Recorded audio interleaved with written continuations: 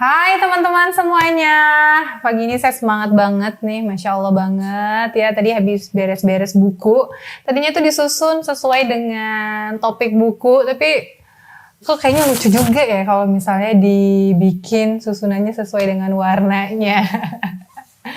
Teman-teman di rumah susunan bukunya sesuai dengan topik atau dengan warna nih, nanti diganti-ganti aja ya buat ganti suasana baru, Masya Allah. Pagi ini saya senang banget ya, selain habis susun-susun buku, saya juga senang banget ngeliat tadi video Pak Anies yang habis beres-beres meja. Di situ banyak banget pesan-pesan yang luar biasa banget dan saya jadi semakin semangat gitu ya untuk menyebarkan dan mengajak teman-teman untuk yuk kita nulis buku yuk.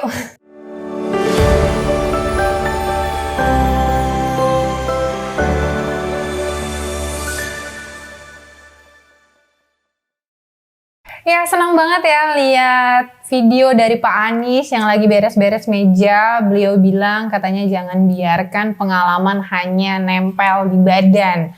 Artinya perlu kita keluarkan pengalaman dan ilmu itu dan dituliskan. Apalagi Pak Anies tuh ternyata terharu dan terkejut banget waktu dapat hadiah buku yang berjudul Bapak, dan di cover bukunya itu gambar cover foto beliau gitu. Dan di situ Pak Anies terharu banget karena buku itu diberikan oleh tim orang-orang yang pernah bekerja sama selama masa jabatan Pak Anies sebagai pimpinan. Oh, terharu banget ya baca kisah-kisah, baca kesan, bahkan membaca ungkapan-ungkapan cinta dari orang-orang terdekat kita. Apalagi kalau misalnya kita dengar kata cinta ya dari orang yang kita sayang aja tuh happy banget ya. Apalagi bisa dibayangin kalau cinta, cerita-cerita manis itu bukan hanya diceritakan dan diungkapkan, bahkan diabadikan menjadi sebuah buku. Wow, keren banget ya, Masya Allah. Saya jadi ingat dulu kami pernah ngasih buku juga untuk para mentor yang udah ngebimbing kami gitu ya untuk menjadi seorang trainer yang memberikan solusi atas permasalahan-permasalahan yang ada di masyarakat.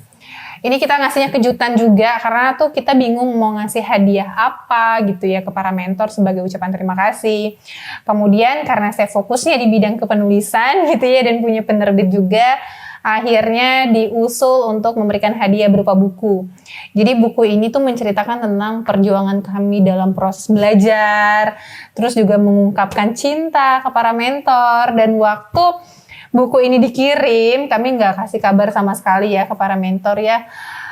Wow, respon mentor itu tuh bener-bener bikin kami terenyuh banget gitu ya. Mentor tuh terharu, luar biasa banget. Jadi kita jadi makin deket gitu dengan mentor, bonding kita tuh juga jadi makin kuat banget gitu sama mente dan mentornya, Masya Allah. Jadi teman-teman ini bisa jadi ide loh, teman-teman kalau bingung mau kasih hadiah apa untuk orang terkasih yang memang priceless banget gitu ya. Nggak bisa dihargain dengan rupiah karena memang prosesnya itu orisinil banget. Dan gak akan ada pernah benda yang sama kayak buku yang kita kasih gitu. Gak bisa dibeli dimanapun juga gitu kan. Jadi itu tadi Pak Anies tuh sangat terharu banget gitu ya dikasih hadiah berupa buku. Apalagi juga tadi Pak Anies bilang dimana Pak Anies itu selalu mencatat hasil diskusi setiap rapatnya. Itu luar biasa banget sih. Kegiatan yang dimana Pak Anies tuh sebenarnya bisa mendelegasikan pekerjaan itu ya. Tapi beliau mencatat sendiri, memang beda sih.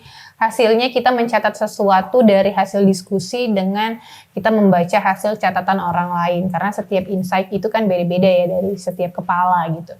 Dan saya bangga banget, bahagia banget negara kita punya Pak Anies. Masya Allah, semoga Allah selalu menjaga Pak Anies.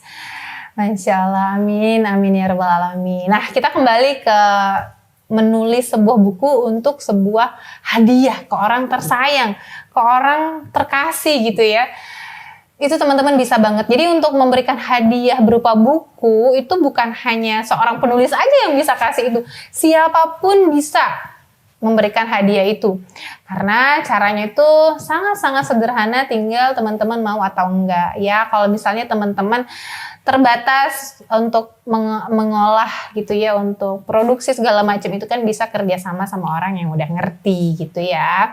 Nah, belajar dari menyiapkan buku Tempa Story ini, yang pertama kali saya lakukan adalah itu kita tentukan dulu konsepnya ya, konsepnya benang merahnya mau apa. Kalau saya itu lebih suka menentukan judul di awal, bahkan membuat cover di awal.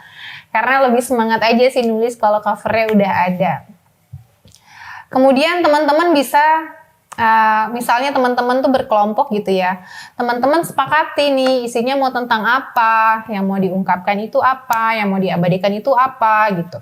Untuk urutan tulisannya, teman-teman bisa mulai nulis yang pertama itu tentang pertama kali ketemu, mungkin menceritakan, terus tantangan, masalah yang dihadapi saat bersama, kemudian bagian ketiganya solusi yang diperjuangkan, kemudian bagian akhirnya itu tentang ungkapan cinta teman-teman yang diberikan kepada yang bersangkutan. Itu untuk urutan tulisannya. Nah, nanti setelah tulisan teman-teman itu kekumpul jadi satu, teman-teman tuh baru mungkin cari orang yang udah ngerti gitu ya, editor lah gitu, editor untuk mengedit tulisan teman-teman. Jadi diedit, di layout, kemudian teman-teman bisa langsung diterbitkan, dicetak gitu ya. Dicetak tuh sekarang banyak deh. Teman-teman pokoknya tinggal cari aja penerbit yang amanah. Salah satunya penerbit Motivaksi Inspira. Jadi penerbit Motivaksi Inspira ini adalah penerbit yang konsen banget untuk mengabadikan momen-momen berharga, kisah nyata gitu ya, pengalaman-pengalaman. Karena saya yakin banget tuh pengalaman yang diabadikan itu bukan hanya menjadi sebuah buku, bukan hanya menjadi sebuah tulisan, tapi bisa menjadi sebuah warisan yang nggak akan pernah habis gitu masanya. Bisa turun ke generasi-generasi kita selanjutnya. Karena badan kita ini punya umur ya, tapi kalau tulisan itu bisa diturunkan ke generasi selanjutnya. Begitu kata Pak Anies Baswedan. Gitu teman-teman. Terus setelah itu ya tinggal dicetak aja, tinggal dicetak sesuai dengan keinginan teman-teman. Misalnya kalian bersepuluh gitu ya, satu orang tuh paling enggak nyimpen 2 buku lah gitu ya, nyimpen 2 buku. Terus untuk dikasih ke orang yang bersangkutan 2 buku misalnya, teman-teman bisa cetak berarti 22 buku ya. Cetak 22 buku. Udah deh, bisa kok, bisa cetak buku sedikit itu tuh bisa teman-teman. Teman-teman bisa hubungin aja Motivaksi Inspira untuk membantu proses itu semua. Jadi teman-teman tinggal nulis aja. Kalaupun teman-teman nggak punya waktu untuk nulis, teman-teman bisa hubungin tim Motivaksi Inspira aja.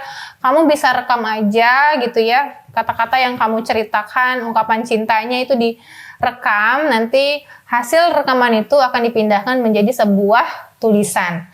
Wow, jadi itu banget ya, jadi simple banget ya, yang penting kita mau atau enggak.